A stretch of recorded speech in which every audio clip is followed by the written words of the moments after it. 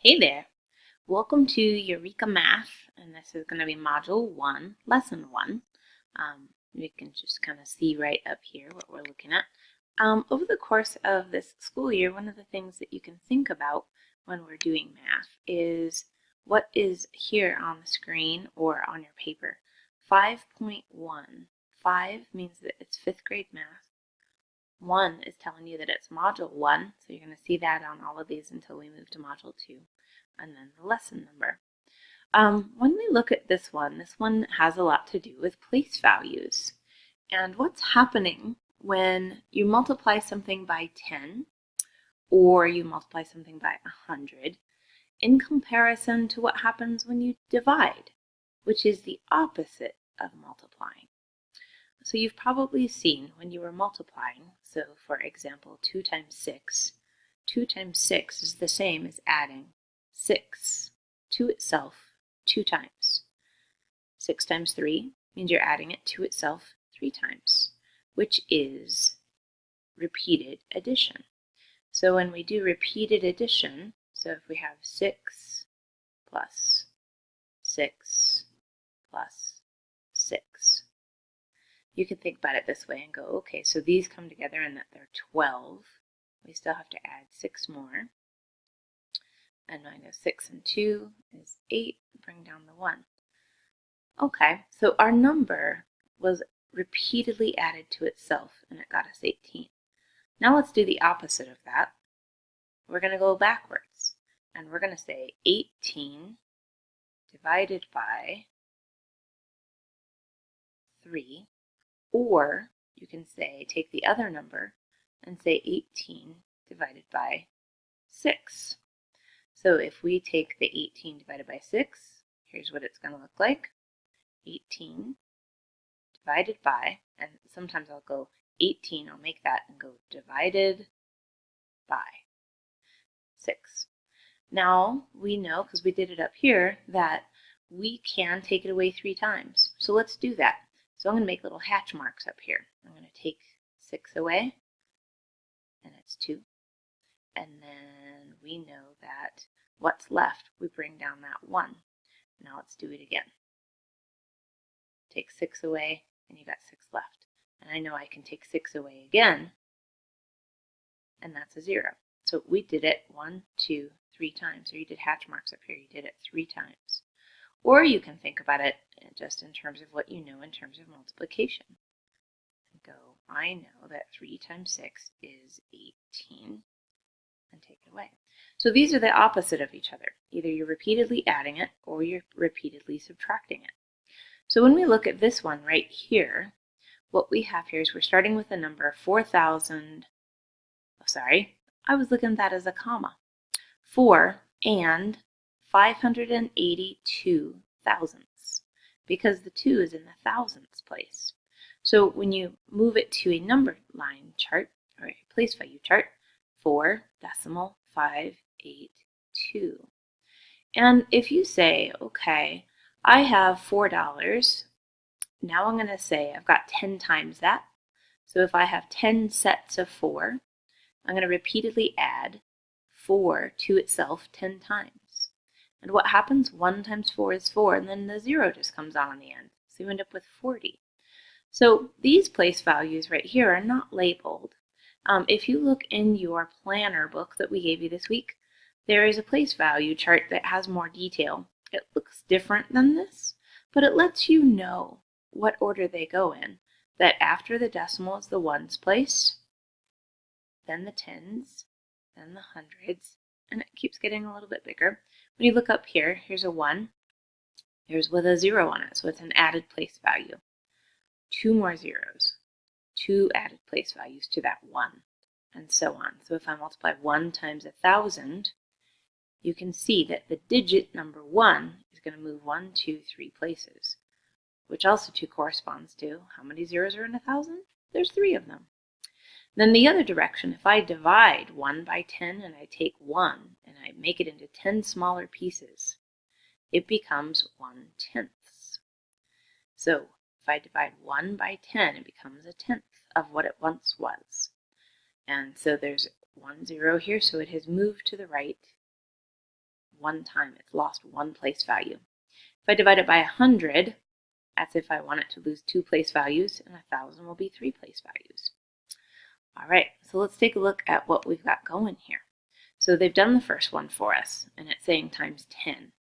So every number has gained 1 place value.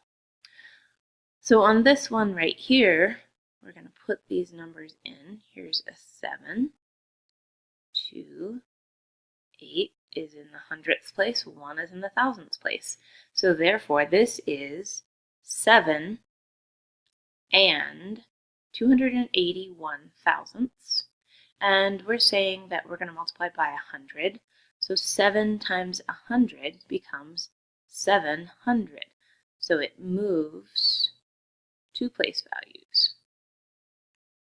2 is going to go from the tenths place. It's going to gain, oops, look what I did. Goof, goof, goof. It's going to come over here. Move 2 place values. I talked about it. I drew an arrow, and then I wrote here. Mistakes happen.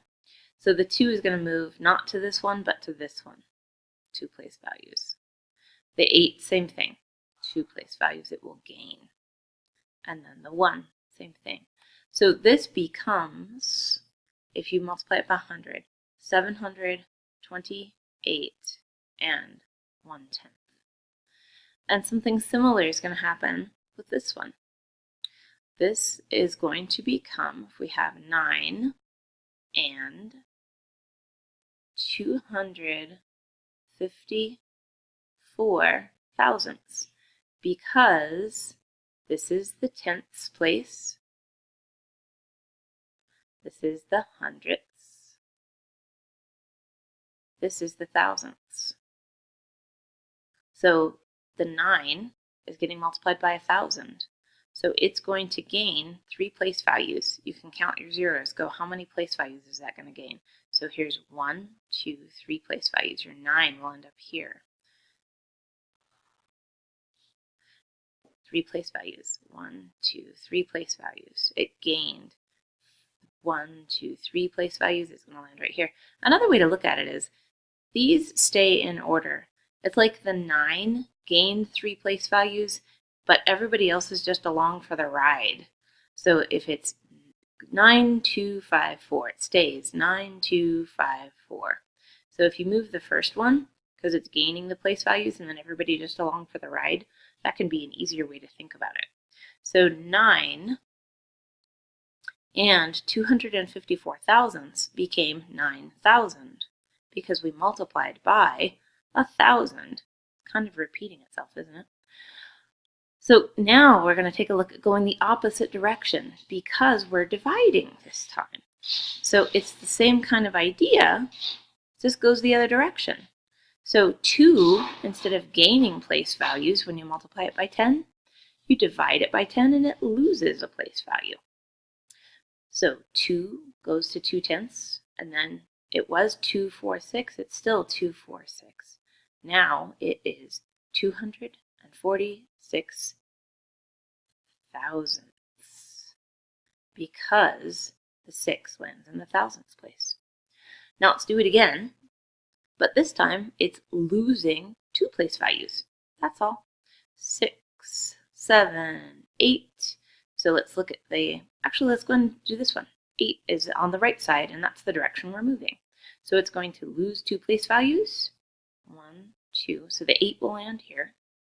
What's next to the 8? A 7. What's next to the 7 is a 6.